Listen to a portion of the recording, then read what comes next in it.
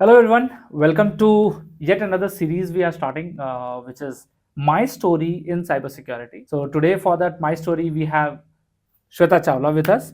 Welcome, Shweta. Welcome to the episode. Welcome to the video series. Thank you, Rohit.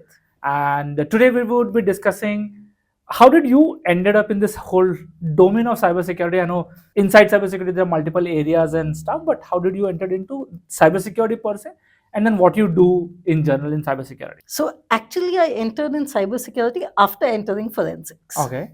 But getting into forensics was also an accident, a very happy accident. I was looking for something interesting to do Mhm. and found that investigation was something that spoke to me, and found a course on cyber forensics, did that. Found another course on ethical hacking, which, as we know, is a misnomer. Did that and found that forensics just worked for me. Okay. So And how many years ago this was? almost 18. 18 years ago. Okay. So bunch of courses. But what's your background? Your background is not from computer science that I know. So I was just like bringing it up to the audience that your background is not from computer science, and you're still an expert in cyber forensics, and the world looks up to you. It is not in computer science, yes.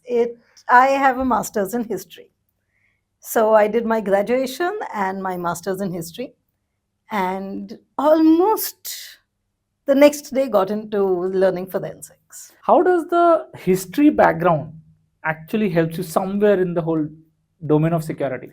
Oh, it plays a very major role because history, actually, not the way we teach it in school, but history actually teaches analysis Okay. Okay. and teaches you to look for facts, look for patterns, and look for ways in which those facts connect to make what can probably be only one accurate story. Sounding like the forensic Yeah, experiment. it is exactly like forensics. Okay. Okay. So all I did was took the history methods and methodology, and I used them to investigate humans using computers. Oh, interesting. So then you did all of these courses and stuff. Yeah. Where did the life take you from there?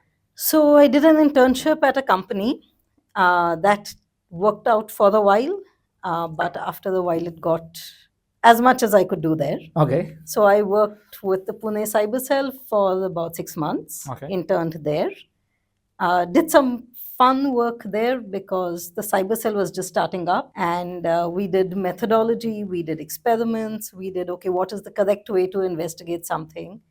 So I'm told that a lot of the methods that the police use today are those that we experimented on and set up Oh, wow. at that nice. time. Very nice. Very nice. Yeah. And this is early in the 20 years ago. People were not even aware of these domains and this stuff. So this is like very, very early on you got into this area. I did. So not plenty of tools, not plenty of established methodologies. So we built a lot of the methodology. The tools existed, one or two of them, which were primary, but today we've got lots more tools. Okay. And we learned, we experimented, we played. We didn't play on evidence, so we did lots of experiments on our own machines, sometimes killing them. But rather kill your own machine than kill a machine with evidence on it. Which has to be presented in the court of law and stuff. Yeah. So court of law, did you ever ended up there asking or rather answering questions? Yes and no. Okay. So I have the odd distinction of being asked by the judges to explain both technical sides of the story to them. Okay. So I have never been called to present my evidence in court. Reports have gone. But judges have often called me to explain both the prosecution and the defense side of the story to them. And As an unbiased technical expert, I suppose. in court during the No, process, this has always been in chambers in the or chambers. during Okay. mediation. Okay. Okay. So tell me an interesting story out there where something what to be taught, and this is we're talking about 15, 18 years ago when the subject was not so popular again in the country, and judges were not aware about it, and so something which you had to actually tell them, which you thought that, oh, this would be easy thing, they should have known this. So one of the hardest things to explain was that emails were not physical letters, and when we said that they existed on the computer, they did not actually exist on the computer, they existed on the post box, which was in some other part of the world. Okay. That was one really hard thing. The other one was where we discovered laptops. Okay. Okay. And I mean, I remember the first time we got a laptop for the investigation, we didn't even know how to pull the hard disk out because we'd never seen a laptop. Hmm. And we were used to working on large desktop machines. And then, how do you open that small box? But then presenting that in court and explaining to judges that it's the same machine. It no longer takes up 4 square feet on your table. It's just a different form factor. It's a different form, same thing, but yeah, it was a complication. Okay, interesting. Then where did the career took you again from there? So Cybercell, worked with them for 6 months, then set up my own firm. Mhm. And since then, I've largely been working on investigations and trainings. Okay. And investigations are mostly corporate or individual, but I consult on cases for law enforcement, for defense, for actually for anyone who needs it. Making big money. Not really. That's always a dream. Okay. But the fun for me, the driving factor for me is the investigation itself, Okay. not really the money. That is the second byproduct. Okay. Okay. Interesting. So what all do you train and where all do you teach now? So I train primarily in forensics, cyber forensics, and I teach that to law enforcement, defense, and on a regular basis to institutes like CDAC and some colleges. Okay. I also teach introductions to cyber laws and cybersecurity, And what in cybersecurity? whatever the students need. What is Primarily dealing with individual security, small enterprise security, but dealing effectively with the logic of security and not so much the techniques of it. Okay. Okay. But you're fairly technical, so you can handle that as well, right? Oh, totally. Yeah. So people think that, oh, coming from history background, she may not be very technical or may not understand the tech part Yeah, of it. It's but such fun. it's such fun. Yeah. Okay. So you said teaching to defense and other places. Yeah. If you can divulge some places or names. So I've been invited to teach at Defense Services Staff College. I've conducted lectures for Southern Command. I have conducted lectures for Military Institute of Technology and places like that. Okay. Okay. And what do you teach there? There Primarily it's forensics? purely forensics. Okay.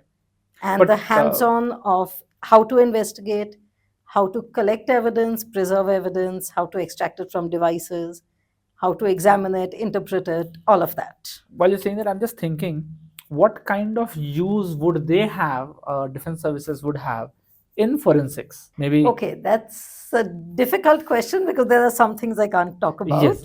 So anything beyond that limit, let us know.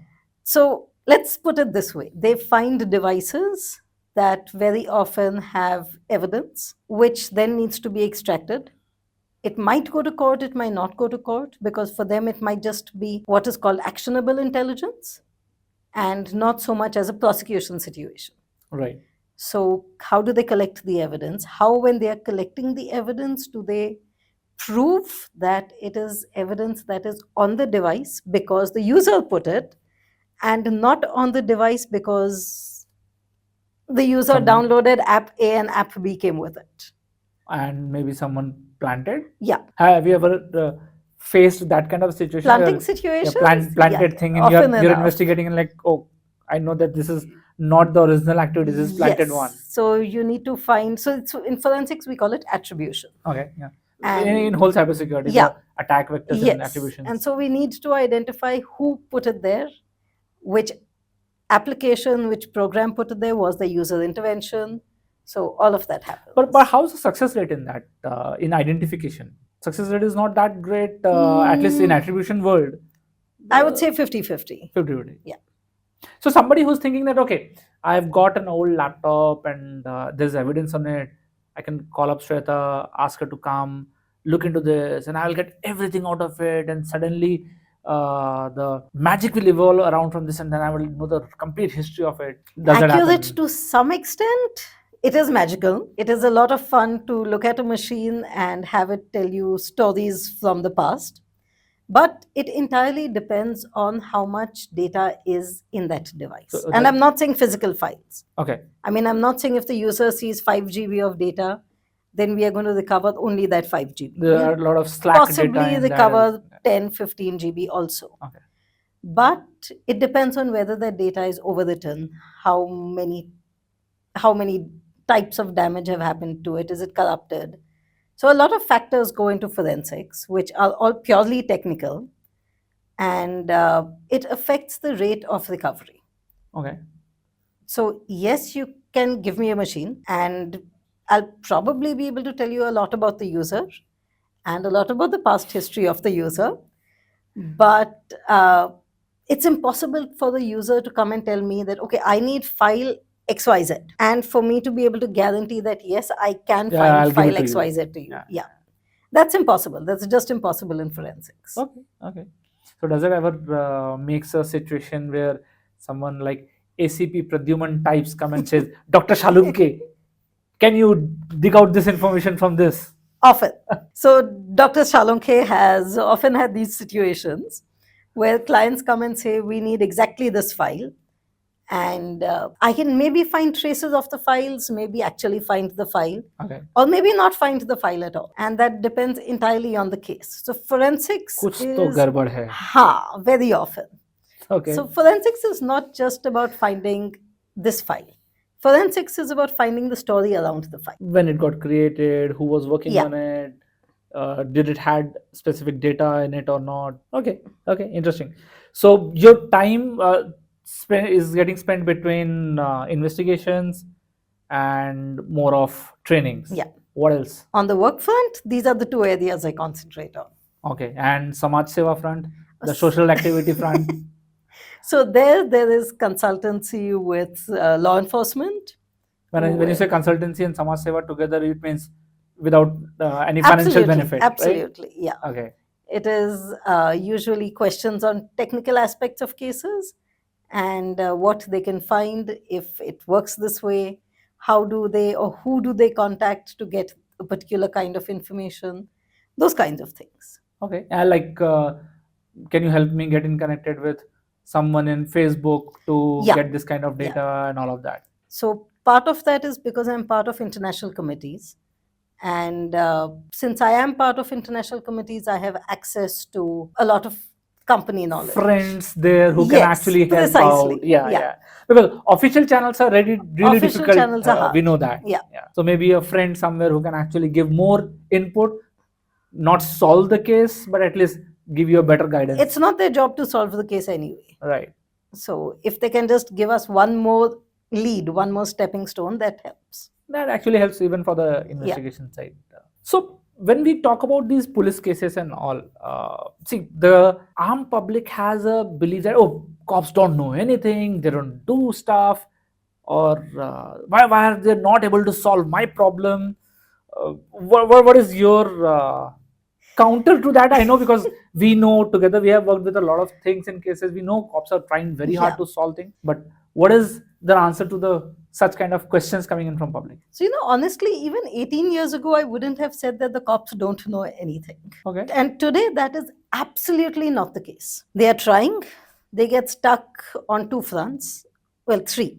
First being, these perpetrators know how investigations are going to happen. Okay. They also know that victims are usually going to realize they were victimized 1 month, 2 months, 3 months after the incident.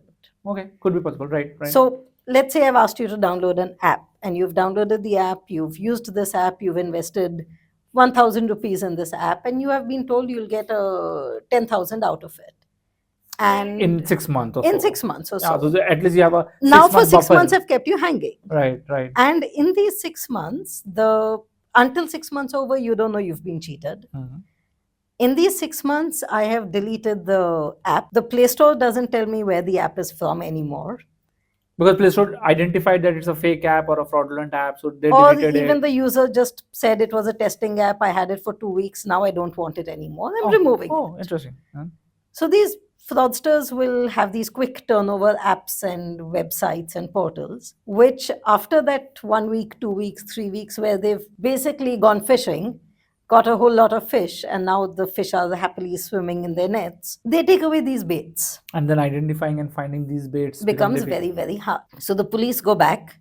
Now the police will have to go to the service providers, ask them, and the service provider says, sorry, 6 months ago we had it, today we don't. So we can't give you any information on this.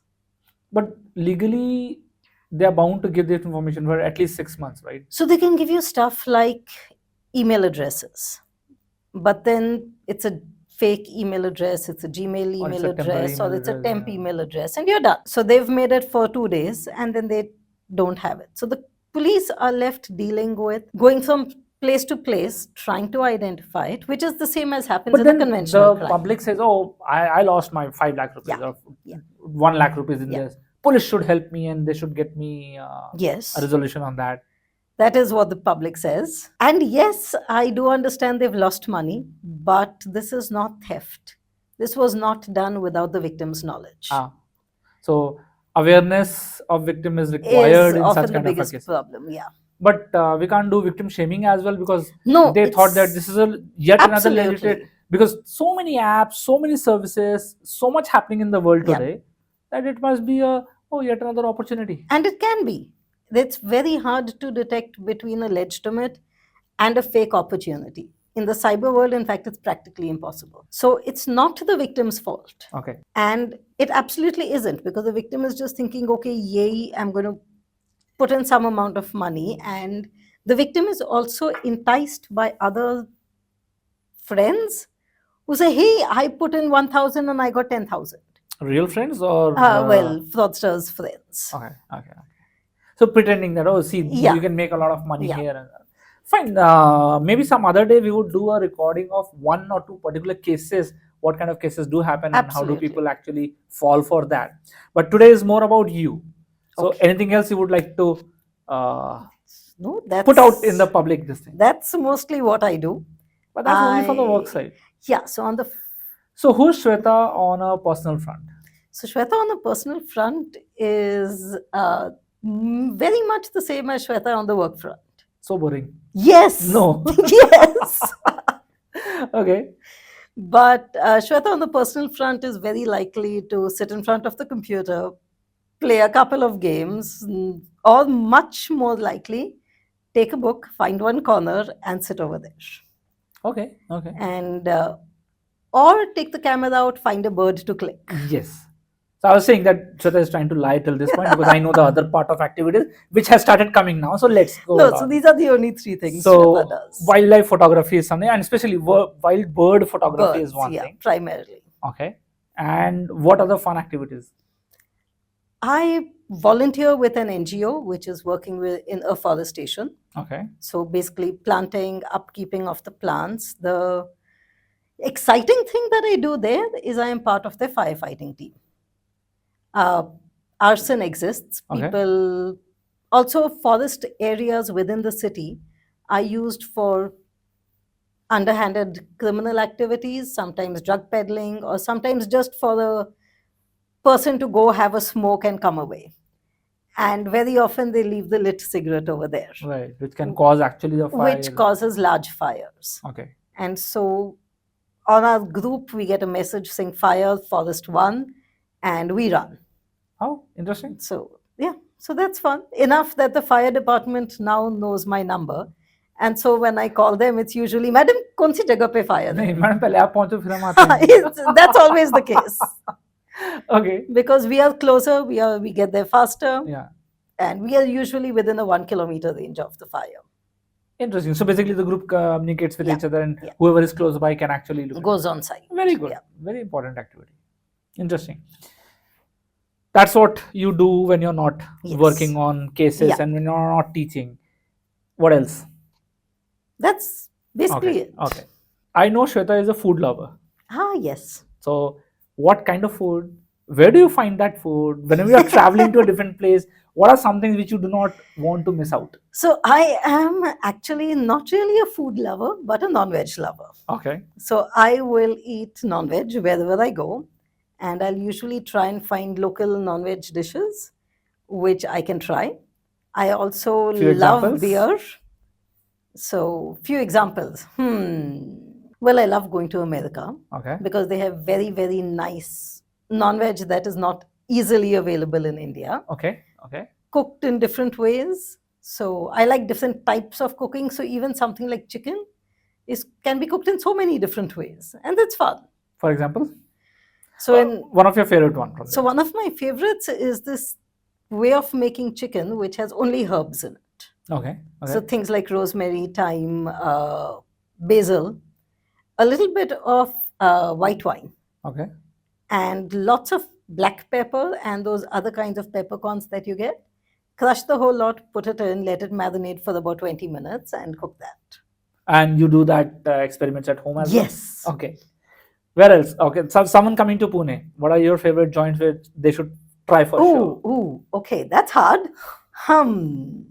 Okay, some non-veg lover watching the video, coming over to Pune, what should not be missed while you're in Pune? So if you're in Pune, one of the things you should not absolutely miss is come to camp, take a walk down Pune camp, and stop at all of the small roadside places, which are no longer very small. In my memory, they are still small roadside places. But go into Pune camp, try the stuff out there. Go to places like George or Bagban or The Place. The place? Which is absolutely not a small roadside place, or Olympia Kati Kebabs or Akhtar Samosas. Akhtar Samosa, right? Yeah, things of that kind. All lovely things to try. Okay, okay. So we spoke about your beginning of this career, Yeah. what do you do here, what kind of food you like, anything else which you want to highlight or show? Okay, I was in a conversation, I should have told about this. Oh, yikes, that's hard. Or a question which I did not ask, which you think that, okay, I should have asked this question as well. Okay, one thing that I very, very, very firmly believe, two things. One, security is a mindset. Okay. And so if we can make people more aware of security problems, then people will be more cautious. Right. And so eventually it will mean I'll be out of work because we'll have less victims. Happy to do that. But that's a very happy place to be. The second is something that I keep fighting about, which is that security is not a technical area. Right, right. We are dealing with humans. We are dealing with ways in which humans use technology to create human problems for other humans. Okay. And so by treating cybersecurity as a purely technical field, we are limiting the ways in which we can work better. But in any case, there's a huge angle of technical aspect in the security and forensics and everything. Yes. So that's also needed, but Yes. it's not completely tech part only. There's a lot of human angle involved as well. Okay, so let me give you an example. Let's take something as simple as stalking. Stalking can be physical stalking, can be cyber stalking. Very often the two Combines together and right. make a much, much bigger problem. While I know that the victim is being stalked, online stalking, and I know that the perpetrator has injected some kind of contaminant in the victim's device, if I don't know what the person is looking for, what the perpetrator is looking for, or what's the motive that, behind or what the motive is, yeah. finding that evidence is meaningless is also that much harder. Because to find evidence, while we will use technical methods to pull the evidence out, figure out how it works, where it's come from, we need to understand the mindset of the perpetrator and the victim to understand where it actually is in the system. Oh, right. What's the motive? What's the objective? If it is stalking just because of financial things, so look for those aspects into the phone. Absolutely. Okay, interesting. Good. Nice, quick, short interview and discussing about your story in cybersecurity. My pleasure. And good to know that you have been running your own business since very, very long now. I have. And that's going good, which is good. So we should do a few more catch-ups discussing about one or two cases which you have seen or what kind of issues which you have faced during your investigation and method. Absolutely. Sounds fun. come to the studio once again. We should have some more discussion around that. We shall do that. It would be lovely. So thanks, friend. That's Shweta. A quick my story with Shweta, that okay, where does she started and how she ended up being here, and look forward for more catch up soon. Thanks. Bye.